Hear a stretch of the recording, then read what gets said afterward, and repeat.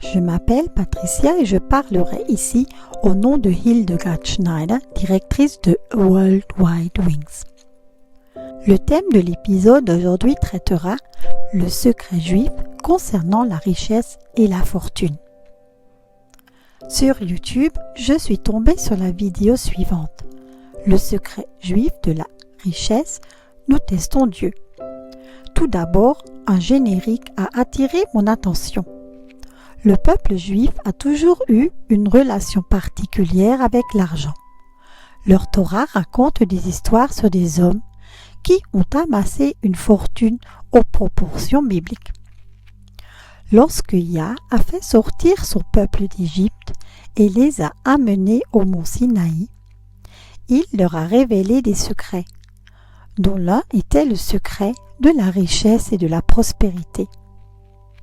Au fil des siècles, le monde n'a pu s'empêcher d'admirer le peuple juif pour sa capacité à faire des affaires. Cependant, en quelques générations, l'admiration s'est transformée en haine et est devenue un prétexte pour commettre des atrocités. Les plus grands détracteurs disent que les Juifs contrôlaient les banques, les médias et les marchés financiers. Tout cela n'est-il qu'une coïncidence? On ne peut nier que ce peuple très ancien possède un secret d'accumulation de richesses qui défie les règles de la nature. Quel est ce grand secret? L'orateur explique ensuite que si nous appliquons les lois de notre Créateur, nous pouvons libérer des richesses dont nous n'avons fait que rêver. Le secret juif de la richesse est la charité. En juif, on parle de tzedaka. À ce stade de l'exposé, je pense à de nombreux juifs que j'ai entendu parler de tzedaka à plusieurs reprises en Israël. À vrai dire, je pensais plutôt que c'était une coutume juive que de trouver les traces de tzedaka dans la Torah. Si nous donnons de l'argent, poursuit-il, nous en recevons davantage en retour. Cela va bien sûr à l'encontre de toute logique. Car si tu donnes par exemple une part sur 10, il ne te reste plus que 9 parts. Mais nous parlons ici d'un code caché que le Créateur a inséré dans le tissu de l'univers. Il a ensuite inséré des phrases confirmatives du rabbin Schneerson pour étayer son propos. Puis, il raconte comment il a donné de l'argent pour la charité, comment cette somme pour la charité a doublé parce que son rabbin le lui a demandé. Bien qu'il n'ait pas eu cette somme à sa disposition, il s'est engagé auprès de son rabbin à donner cette somme. Et cette année-là, ses affaires ont littéralement explosé. Ce qui fut confirmé, comme on le dit dans le judaïsme, Asher tish Asher, ce qui signifie que si une personne donne de l'argent pour la charité, elle devient elle-même prospère. Il étudia ensuite les Écritures et arriva, dit-il, à Malachi 3, verset 10. Apportez toute la dîme au magasin, afin qu'il y ait de la nourriture dans ma maison. Examinez-moi donc en cela, dit Yah des armées. Si je ne vous ouvre pas les fenêtres des cieux et ne vous répands pas la bénédiction jusqu'à l'excès. Ici, il fait à nouveau intervenir Rabbi Schneerson qui a dit que nous n'avons normalement pas le droit de tester Hachem, mais qu'ici, on nous demande même de le tester. C'est un commandement. Mettez-moi à l'épreuve pour voir si je ne vous ouvre pas les fenêtres du ciel et si je ne vous donne pas des bénédictions en abondance.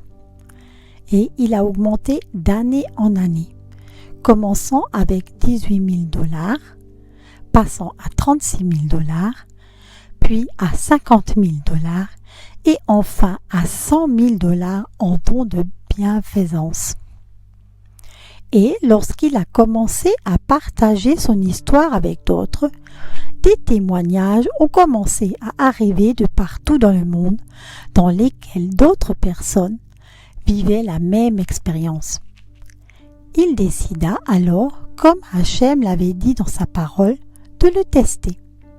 Il a donné 250 000 $ cette année-là et a vu Hachem lui ouvrir de nombreuses nouvelles portes dans le monde des affaires et le bénir.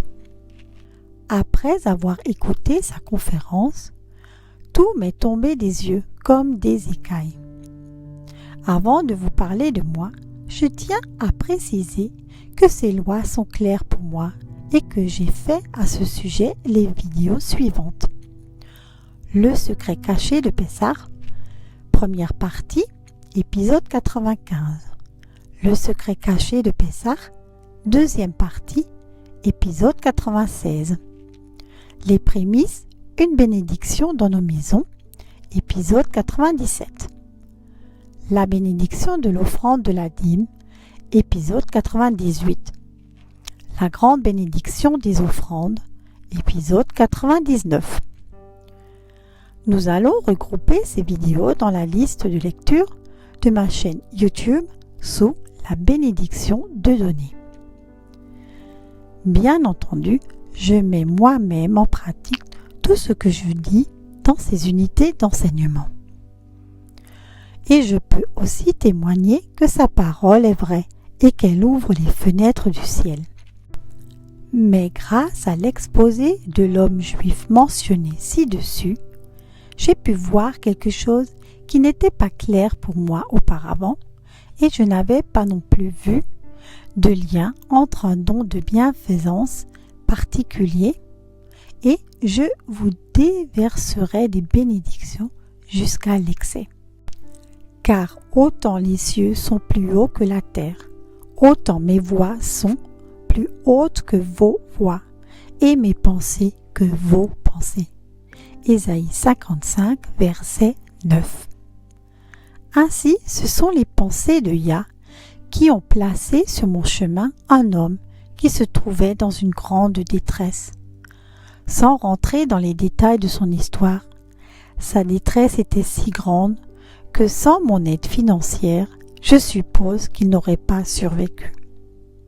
Mais bien sûr, je ne pouvais être que la main secourable de Yah, et lui seul donne la vie, et à lui toute la gloire. Et cela allait bien sûr bien au-delà de la dîme que je donnais de toute façon. Je viens de calculer que j'ai donné cette année-là 20%. Pendant que je l'aidais, je me disais sans cesse « Je suis complètement folle !» Pourtant, j'ai fait tout le chemin avec cette personne jusqu'à ce qu'elle soit hors de danger. L'année suivante, j'ai reçu une somme d'argent extrêmement importante, plusieurs fois supérieure à ce que j'avais donné. Mes fils en sont témoins. Je n'avais ni aidé par motivation, ni pour tester Yah, mais par miséricorde. Grâce à l'exposé de ce juif, j'ai pu tout à coup voir ce lien. Et je savais que c'était vrai quand il disait que plus on donne, plus on reçoit en retour. Il insistait toujours sur le fait que, comme beaucoup d'autres juifs, il s'étirait en donnant. Qu'est-ce que je veux dire par là? Ils fixent à l'avance le montant qu'ils veulent donner en charité, même s'ils n'ont pas l'argent. J'ai également reçu de l'argent sous d'autres formes. Par exemple, j'ai reçu une réduction soudaine de 15% sur une commande ou j'ai obtenu une réduction de plus de 50% sur l'achat d'un manteau. Voilà pour l'exposé et mon histoire. J'ai ensuite découvert que ce secret est plus profondément ancré dans la Torah que dans le passage biblique du prophète Malachi. C'est vraiment un secret vieux de plusieurs milliers d'années. Dans son dernier discours, Moïse donne le règlement suivant, qui s'adresse à tous, y compris à l'étranger qui se trouve au milieu des Israélites. Tu te réjouiras de tout le bien que Yah, ton Elohim, t'a donné, à toi et à ta maison, toi et le Lévite et l'étranger qui habite au milieu de toi. Deutéronome 26, verset 11. Moïse poursuit. Lorsque tu auras entièrement payé toute la dîme de ton produit, la 3e année, l'année de la dîme, et que tu l'auras donnée aux Lévites, à l'étranger, à l'orphelin et à la veuve, pour qu'ils mangent et se rassasient dans tes portes, alors tu diras devant Yah ton Elohim, j'ai fait disparaître de la maison les choses consacrées, et je les ai aussi données aux Lévites, à l'étranger, à l'orphelin et à la veuve, selon tous les ordres que tu m'as donnés. Je n'ai ni transgressé, ni oublié tes commandements. Deutéronome 26, versets 11 à 14. Yah stipule que la dîme de nos revenus doit aller à 3 destinataires. Premièrement, tout d'abord aux pauvres, aux veuves et aux orphelins. Deuxièmement, aux Lévites, c'est-à-dire à ceux qui servent Yah et qui ne possèdent pas de terre. Donc ceux qui servent la parole, c'est ce que les Lévites ont fait. Troisièmement, dans l'entrepôt commun du temple. Cette liste de priorités est si différente de ce qui est généralement enseigné. Il est en effet enseigné que la dîme va d'abord à l'église. Ensuite, elle va au pasteur et, s'il reste quelque chose, elle est donnée aux pauvres. Bien sûr, il y a aussi des ministères qui s'occupent des pauvres, mais c'est une minorité. Comme je l'ai déjà mentionné auparavant, ce n'est que maintenant que j'ai reçu la lumière sur cette parole du 5e livre de Moïse. Je peux constater que pendant des années, le roi Hakodesh m'a déjà guidé dans le don. J'en suis perplexe et reconnaissante. Et Moïse poursuit. En ce jour, Yah, ton Elohim, t'ordonne de mettre en pratique ses ordonnances et ses dispositions légales. Garde-les donc et applique-les de tout ton cœur et de toute ton âme.